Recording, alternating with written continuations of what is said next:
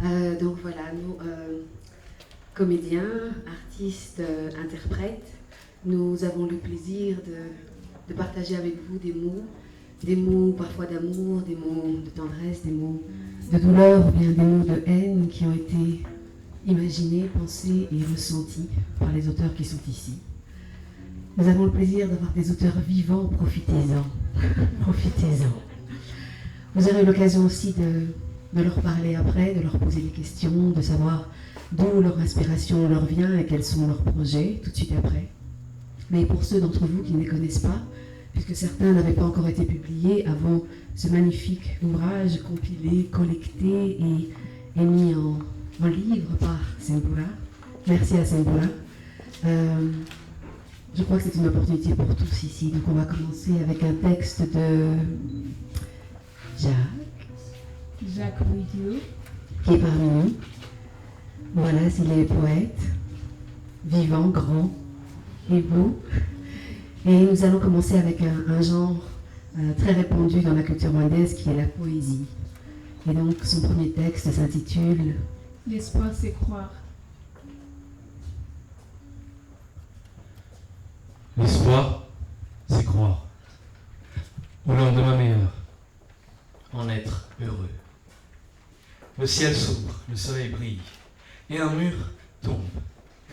Le vrai, les problèmes. L'espoir, c'est croire au lendemain meilleur et en être heureux. La stérile enfante, le bébé marche, l'oisillon s'envole, la porte cède, la prison s'ouvre, la haine part. L'espoir, c'est croire au lendemain meilleur et en être heureux. Surtout, croire que cela marche toujours, et ceci à tous les coups. Toi, tu sais, je le sais, tu as appris, me dit-il hardiment. Conte-moi l'amour de mon pays. Conte-moi le rituel mystique qui était force de loi. Le grandiose du mariage dans la hutte, au milieu de l'enclos, après le jet de la mot nordique. Dis-moi la convergence de mon peuple, quand au sang d'Olinanga, il savait encore boire sur le chalumeau fraternel. Toi, tu sais, je le sais, tu as appris. Dis-moi la cause première de l'hiatus, déviation, rejet, massacre, supplice, frustration, résignation au sort, comme la mer, puisque Dieu seul donne et retire. Continue ventre brûlé de fatigue, d'enfanter les enfants les pieds dans le néant. Conte-moi l'histoire de mon peuple, et comme un chantre de retrouvailles, pince ta cithare, chante la métamorphose, renoue la corinthien avec la mélodie nouvelle. Chante la vie, chante l'amour, fais saillir, repose ton peuple toi qui peux, fais saillir encore le rythme du souffle autour du chalumeau fraternel. Je vais te chanter quelque chose.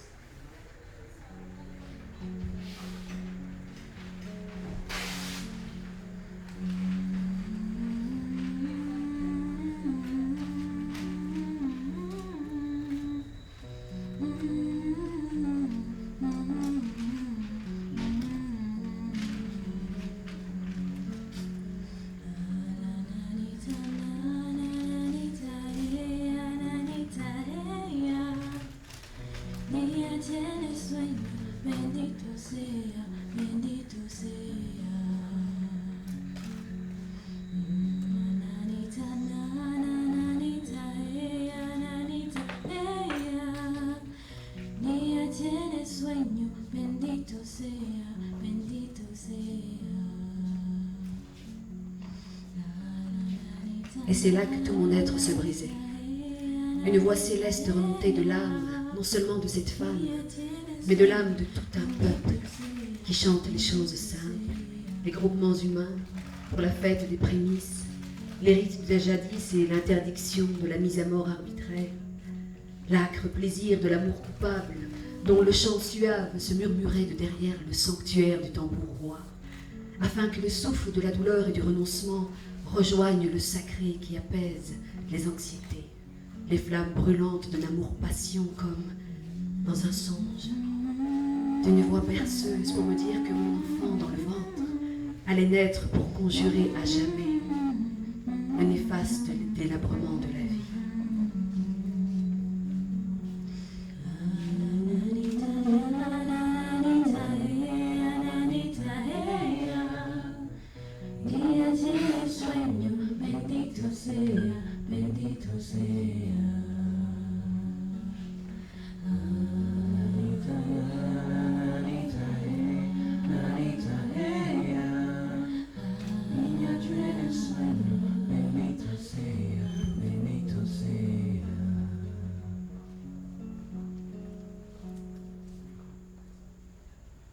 Un jour, qui n'est pas très lointain, l'Afrique sera libérée. Et ce jour-là, le jour de la libération, je t'aimerai, Afrique libre, comme on aime la paix après la tourmente d'une guerre qui ne veut pas dire son nom. Qui tue par la torture dans les arrière-salles de l'épouvante. Aujourd'hui, les funérailles ne permettent même plus les étincelles de paix. La mélopée de la violence en saccage l'accalmie.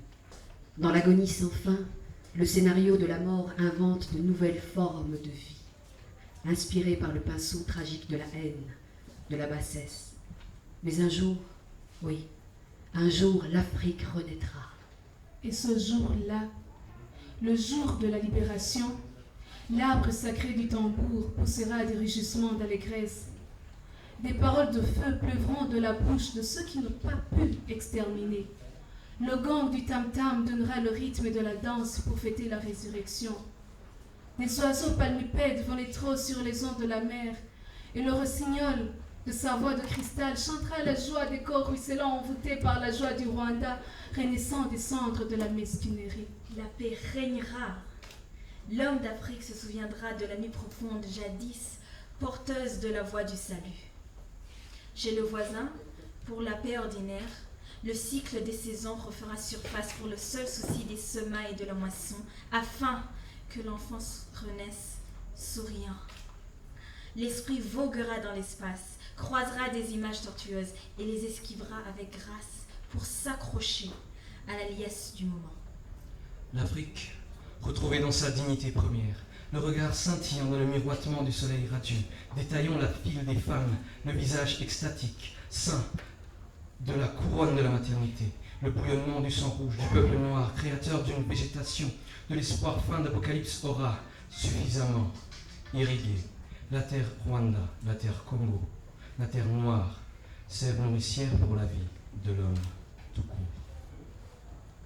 Voilà, les 3 derniers textes que vous avez entendus sont des textes de Tarsis Kalisa Lugano qui vient de nous rejoindre, un des artistes doyens de la culture rwandaise. Comme vous le savez tous, nous avons dit au revoir il n'y a pas très longtemps à l'un d'entre eux. Tarsis Kalisa Lugano est toujours très dynamique, a créé aussi Mutabaruka il y a déjà plus d'une vingtaine d'années, a écrit, a joué des pièces de théâtre, a mis en scène, et donc les 3 derniers textes qui étaient Le chalumeau fraternel, Amour et bénédiction, La libération. sont de lui. Applaudissez-le aussi, s'il vous plaît.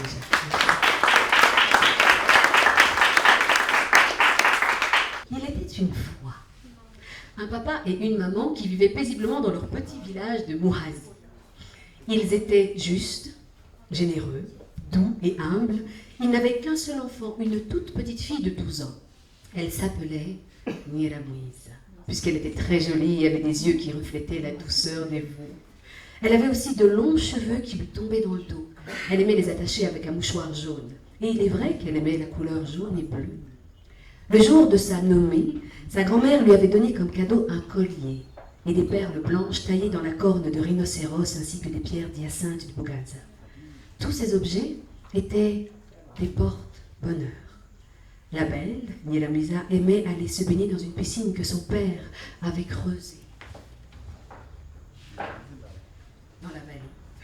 C'est là qu'elle allait chaque après-midi faire sa toilette, accompagnée des filles d'honneur, chargées de surveiller ses habits et ses hyacinthes éclatantes et ainsi arranger ses cheveux. et un jour, alors qu'elle venait de déposer ses habits avec ses perles sous une belle fleur rose, elle entra dans l'eau et commença à se baigner.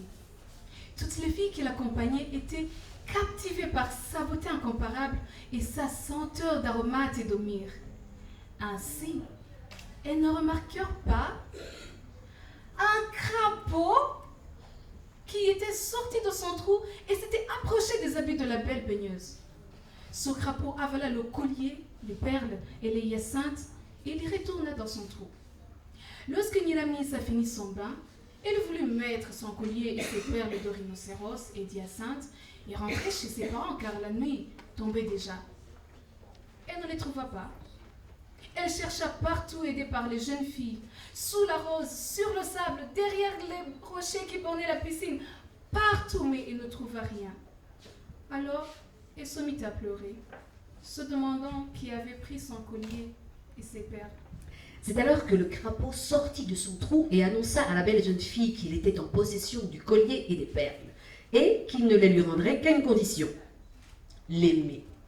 Moi, dit la belle nageuse, aimer un sale crapaud galeux, voleur de colliers et de perles, jamais.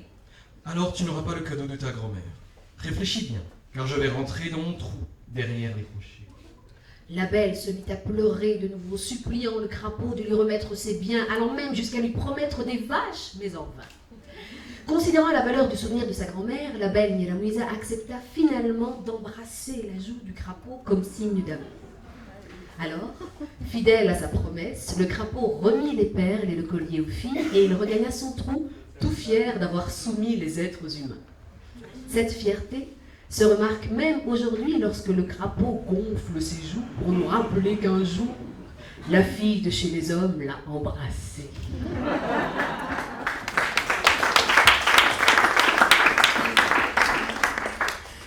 Et donc voilà, nous avons un magnifique écrivain, mais aussi conteur de son état, comme on dit, qui est en train de prendre plein de photos. Donc je pense qu'il se lance dans une nouvelle carrière photographique. Augustin Gassaquet, s'il vous plaît.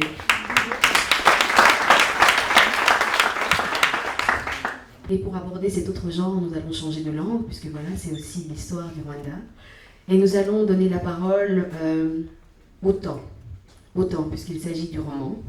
Et que dans les romans, voilà, on prend le temps de développer les caractères, les personnages, et de rentrer tout entier dans l'histoire qui a été pensée dans la tête de ce monsieur qui hoche la tête et qui s'appelle John Russilli. He's a novelist, and he has been published already in London. He published 2 novels. The first one was Haina's Wedding, and we had the pleasure to have him already in one of the cafés littéraires. And the second one is By the Time She Returned. He's one of the rare and talented novelists, Rwandi's novelists, not necessarily the other kind of literature, living here in Rwanda.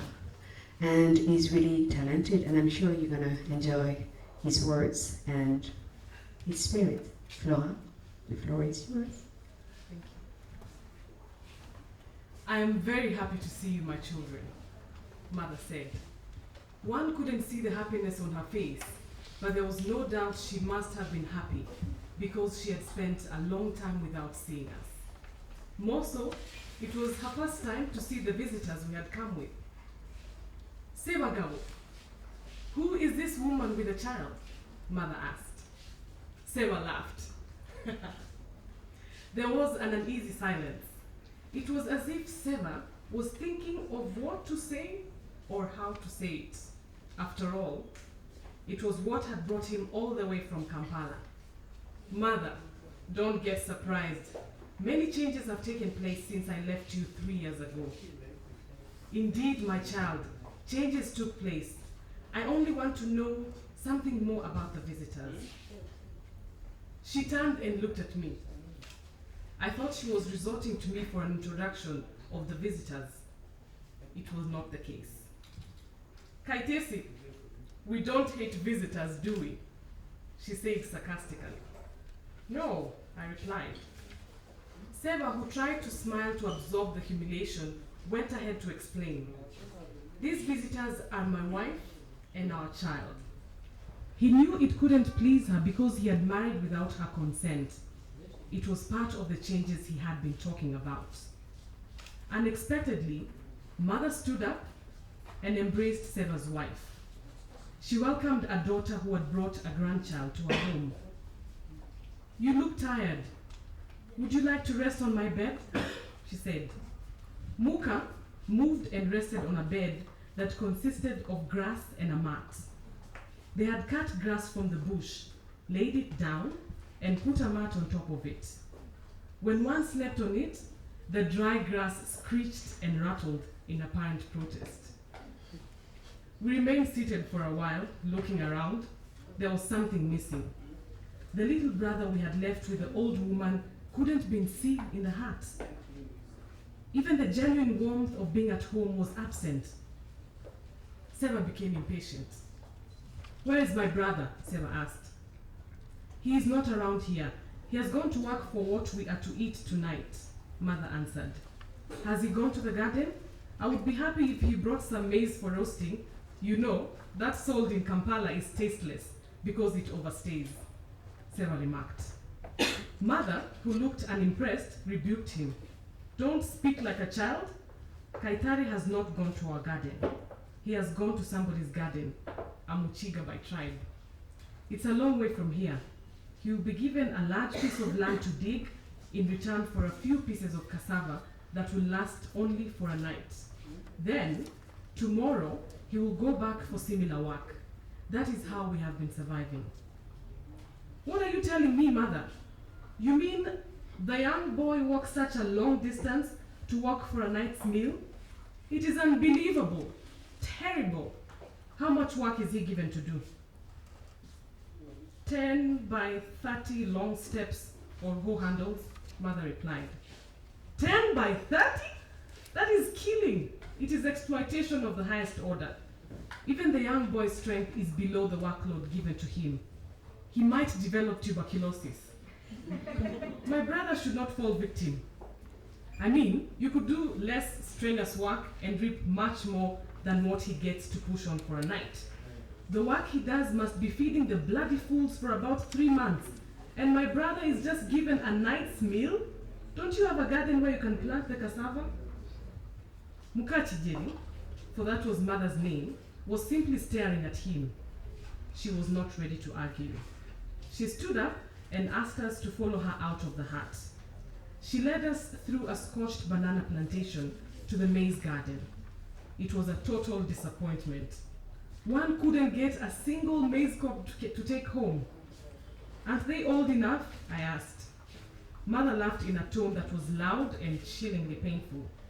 She lamented, "My children, this big garden you see is a wasted effort of my son and me. We would always wake up before sunrise and till the land up to sunset. The leftovers of my previous night's food would be our lunch. We never could rest. We had hopes. Now, this is what has come out. The seeds took a long time in the soil, and when they came out, they were yellow and stunted. 3, 4, 5, 7 months, and they couldn't bear fruits." Mother, who looked exhausted, decided to sit down in the garden. "Are you tired, Mommy?" I asked. "Mommy? Mommy? What language is that?" Mother asked in clear contempt. "She is adopting city jargon," Seva laughed it off. "All right, I want you to sit down and tell me more about your life in Kampala," she said. I was excited. I thought I had seen more than my brother who had stayed longer in the city. We plucked dry leaves from the scorched plantains and sat down on them. I was eager to tell my story, but didn't know what to start with. Mother was also very anxious to have her riddle solved. "Before you tell me anything, I would like to know more about Sewagabo's wife. Where does she come from? How did you meet?" she asked. "Seva, that is your question," I said. "Who is Seva?" Mother asked curiously. "I mean, Sewagabo." "And what about Seva?" She insisted on a better clarification. Still, I felt it was not my question. When I went to the city, I found my brother married to a woman whose name had also been shortened. Seva cleared his throat. "Mother, don't get surprised about these things. We live in a harsh environment. Your environment cannot be harsher than ours, but I am still called Mukachijeri, and I am proud of it. Why do you shorten your names? Are you denouncing your father who decided to call you that name?" Forgive me, Mother. It is not my intention to do so. Outside this settlement is a more hostile world, a world that looks down upon your tribe. In school and everywhere you pass, people are always talking about Banyarwanda. Kanyarwanda gwe, dayo e Rwanda. You poor Rwandan, go back to Rwanda. So, we feel ashamed of calling ourselves Banyarwanda. Sebagabo is a clear Kinyarwanda name, but Seba cannot be traced. That is why we shorten our names. We want to cut our umbilical cord and assume a more acceptable identity. Mother kept quiet for a while. She was staring at Seba, who was laboring to convince her that it was necessary. Look here, my children. You cannot find an identity by running away from it. You will remain a Munyarwanda for as long as you live. When your father died, before we came here, there was a blood hunt for Tutsi. Many people tried to deny their identity, but did not succeed. So don't waste your time. You must be proud of your blood. It is royal blood. Your uncle was the last king of Rwanda. He is called Kigeli. He is also in exile and he has never denied his identity. Seba, in obvious shame, tried to sneak away, but Mother rebuked him. Where are you going? You must answer all my questions. Seba sat down again. He looked like a guilty prisoner. What about your wife? She asked. My brother was a bit reluctant. Suddenly, he gained courage. Possibly he thought that Mother wouldn't blame him since he stuck to the tribe in marriage. He cleared his throat once again. Mother, I got Mukakatare from my former school. He paused. With that remark, he thought Mother was impressed since he had not shortened his wife's name. He continued. We were many students in Kitante Hill School, both boys and girls. She was the most beautiful girl at school. We used to call her Miss Kitante, the beauty queen. Many boys, including businessmen from town, competed for her. They attempted to win her with money. But you see, Mother, being proud of our blood, as you say, she chose me, poor as I was. This was an achievement, was it not? Especially when we have to preserve the purity of our blood. That is good, my child. I hope your sister is listening and she will not make a mistake. Where did you say your wife comes from? Sarah, taken up by the newly found morale, went ahead to explain. My wife comes from another refugee settlement called Kiangwali. She is the daughter of a man by the name Kalekezi. Mother's face registered doubtful anxiety.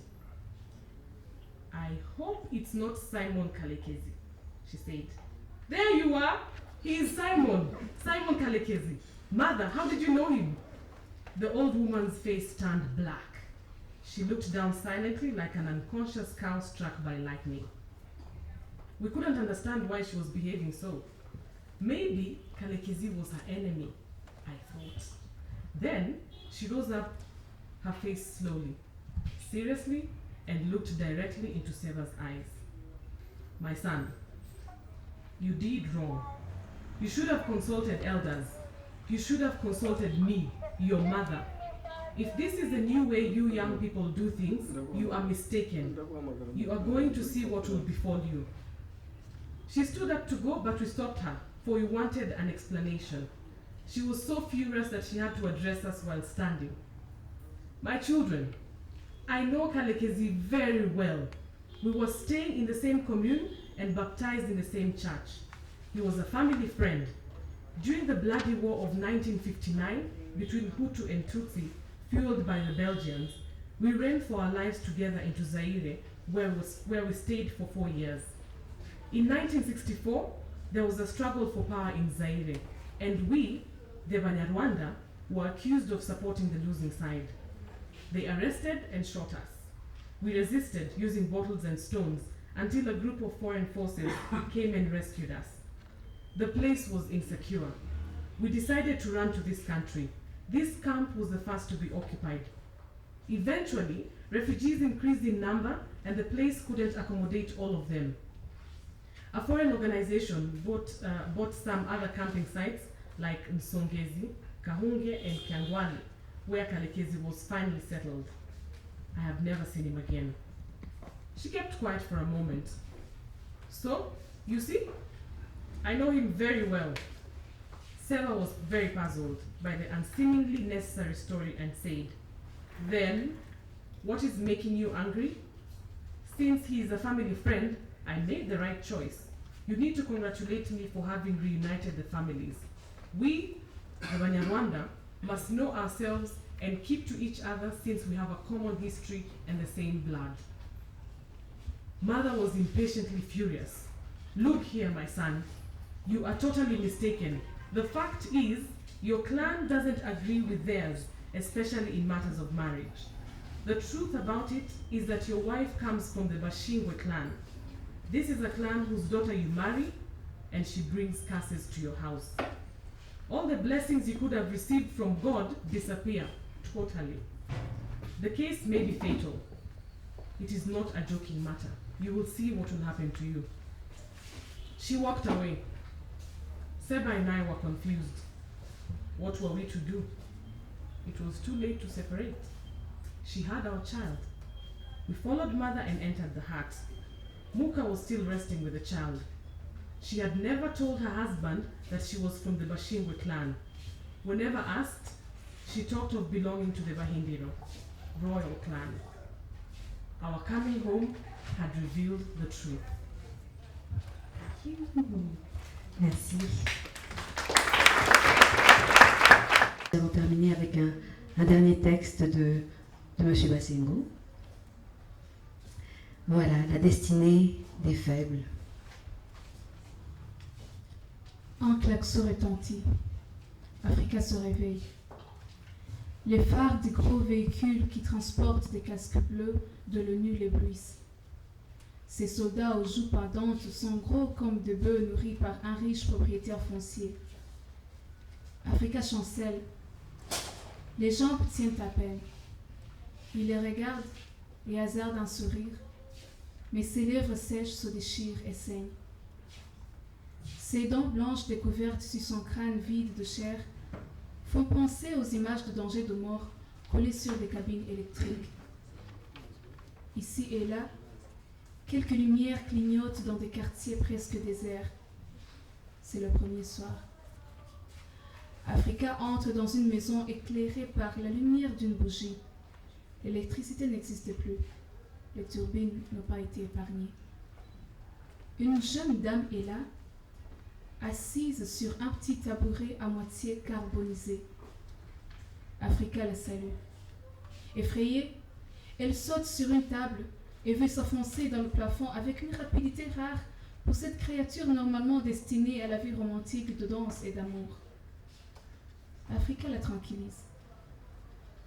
Son cœur bat de moins en moins et lui dit qu'après le massacre de son mari et de tous ses enfants, elle a été obligée de se cacher dans le plafond de sa maison.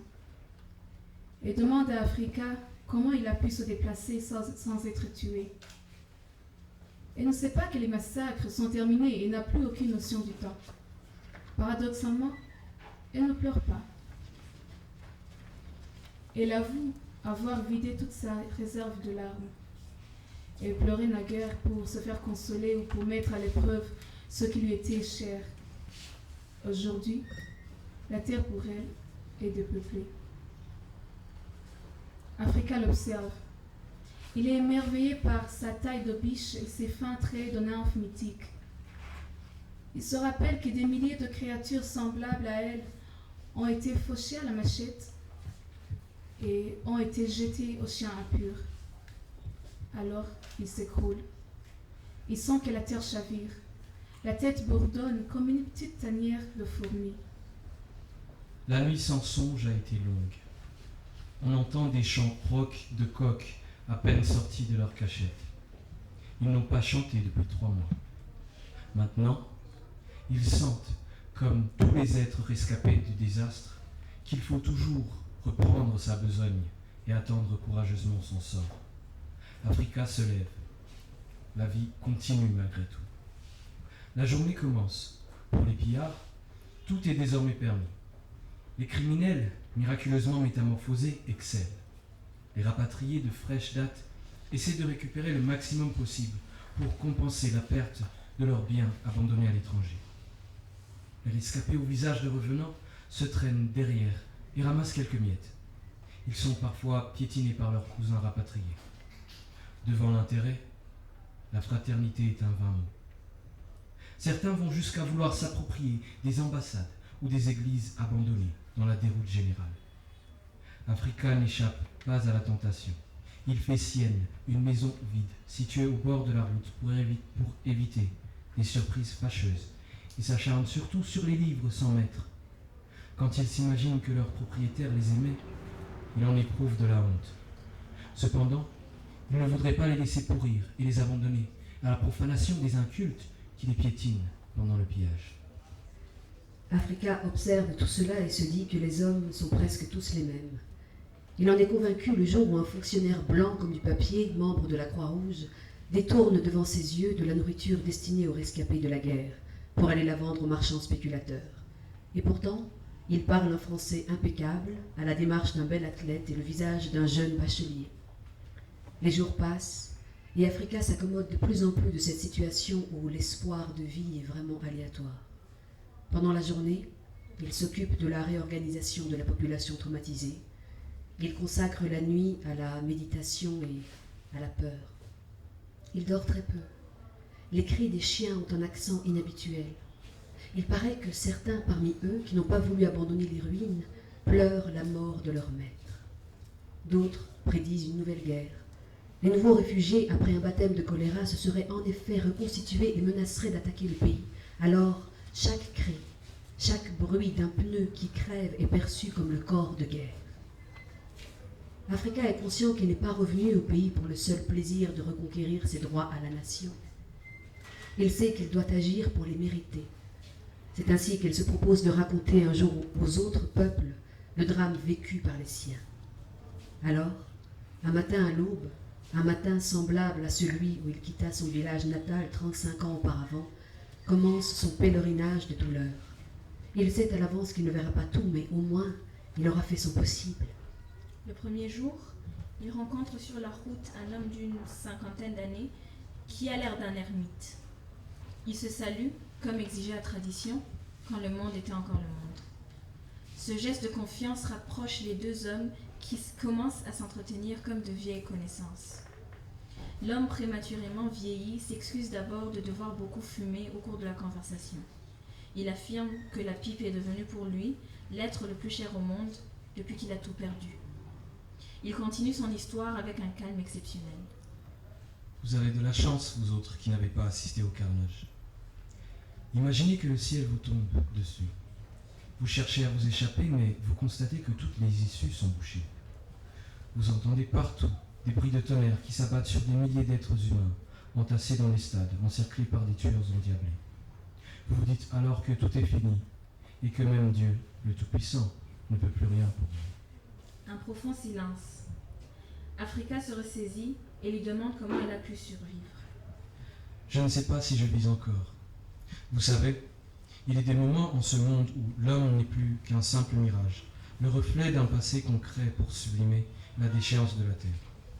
Moi-même, j'ai toujours été ce mirage, cette image des morts. Toute ma famille a été emportée par le vent de la Révolution. C'est par hasard que j'ai survécu.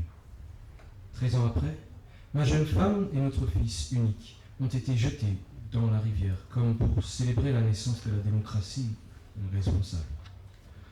Aujourd'hui, je me sens seul et inutile.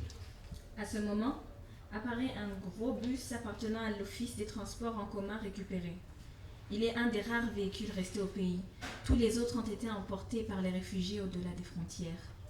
Africa ne veut pas le rater. Alors, il serre la main à son interlocuteur qui semble absent. Il se case entre une barre de fer qui lui étrangle les côtes et un paysan qui n'a pas lavé sa veste depuis plusieurs années. Ainsi, les passagers ne se parlent pas. De temps en temps, cependant, il arrive que certains se communiquent les noms des personnes disparues. Le bus se dirige très péniblement vers le village natal d'Africa. Sur les collines, on voit les ruines des cases entièrement saccagées. Il y a aussi une multitude de monticules.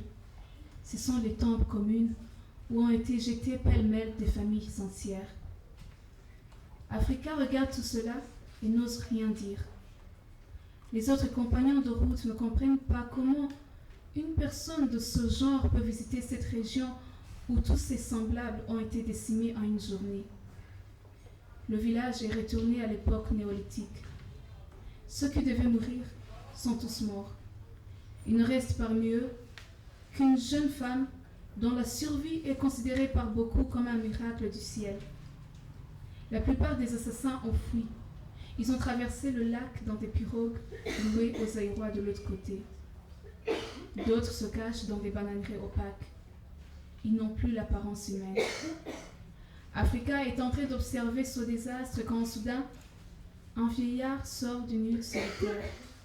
Il le reconnaît.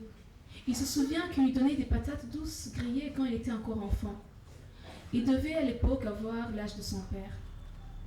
Le vieil homme s'approche doucement, dévisage Africa et s'exclame. Ton père me donna une vache au cours d'une veillée de danse. Toi, tu es encore en vie. Nous sommes tous finis. Ce qui est plus grave, c'est que nous n'avons pas pu ensevelir nos voisins. Ils ont été, dit-on, enterrés par des machines dans des fosses communes, au chef-lieu de la préfecture. Je ne peux rien te cacher, mon fils. Même mes propres enfants ont tué. Je les ai maudits. Ils sont allés errer à l'étranger. Qu'ils y meurent, sans enfants. Africa lui demande si tous les morts ont péri à la préfecture. Il répond que les vieilles personnes et les enfants qui ne pouvaient pas marcher ont été brûlés dans leurs cases. Africa incline la tête, pense à tout ce monde englouti qu'il avait espéré revoir après la signature des accords de paix d'Arusha.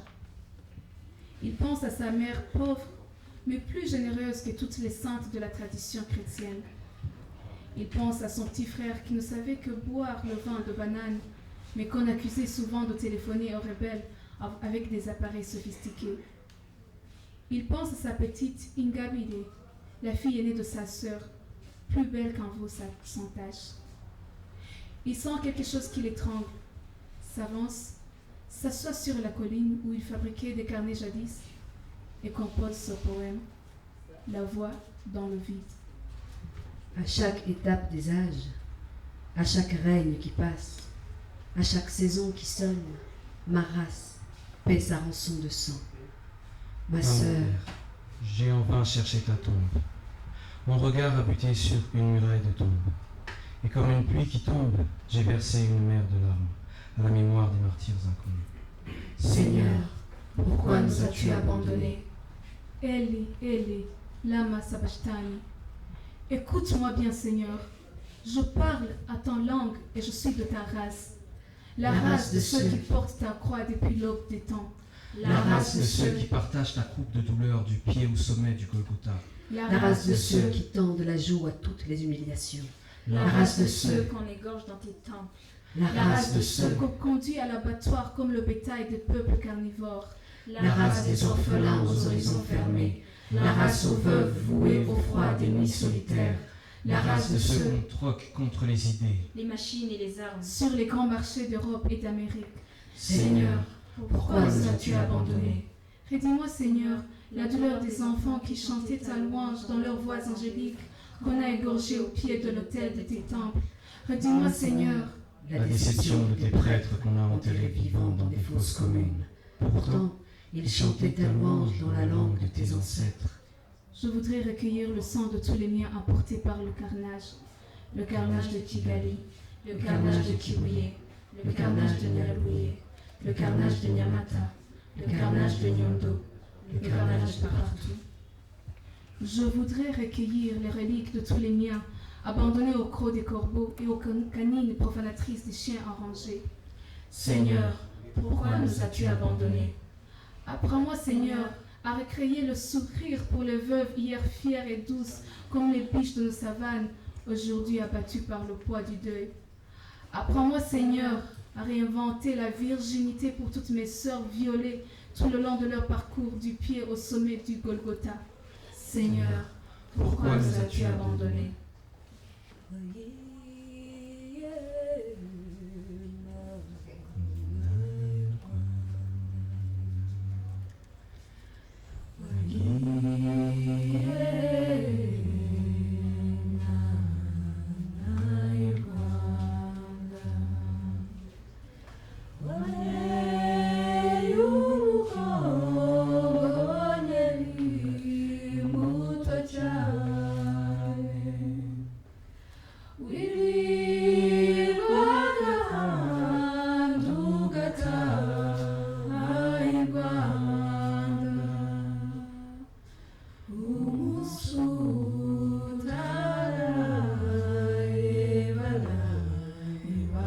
Déjà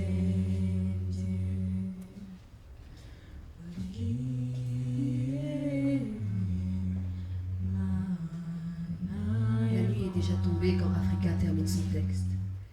Il sent un certain soulagement comme quelqu'un dont on vient de crever un abcès. Le compagnon d'âge de son père, qui avait veillé sur lui avec une lance pendant tout ce temps, l'invite dans sa case. Il lui offre une calebasse de vin de banane pure. Il n'a rien envie à toutes ces boissons que les bourgeois de la ville paient trop cher pour se donner de l'importance. Pendant qu'ils s'échangent le chalumeau, le vieillard exprime ses propres regrets. Il impute toute la responsabilité du bouleversement du monde aux Blancs et à l'école, qui ont révélé aux hommes qu'ils étaient différents. Quand Africa évoque la démocratie et la révolution, il le fait taire car, dit-il, on ne parle pas de ces choses-là pendant la nuit. Un coq abandonné dans les ruines chante pour la première fois. Africa est fatigué. Il se couche sur une natte étendue sur le sol et s'endort. Voilà, le café littéraire s'arrête ici.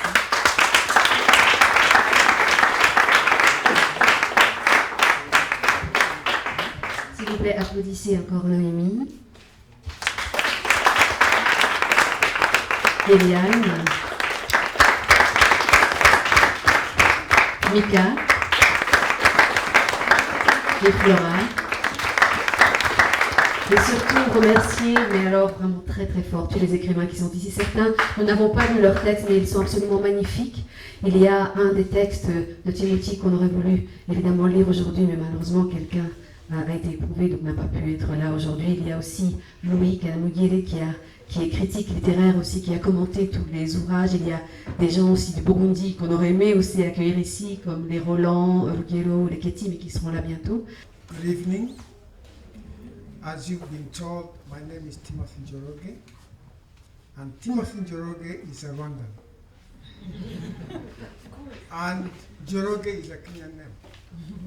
So it echoes with what you have read or heard from Lucindi's novel. Yeah? So we actually lived the kind same of life. And the story, which I'm the author of From the Heart of Africa, a book that's in this library. Here you can find it here, and it's very cheap. And some of the stories that are there is Ruhinyuza. Why did I choose that story? There is a very important message in that story. First of all, there is the level or degree of forgiveness among the Rwandans, in the Rwandan culture. Because in Rwanda, the level of forgiveness is usually higher than usual. Because people don't understand how we can live harmoniously now after what happened in 1994. And within a very short time. And then another thing, the importance of forgiveness. What Ruhinyuza did, he disapproved God. And he tried to keep a secret for himself. But keeping a secret is very, very expensive. Imagine you are keeping something within your heart as heavy as this building. This building, can you imagine how heavy it is? The weight, you're poor. Then you keep it within yourself. When you go to bed, you sleep with it. You wake up in the morning.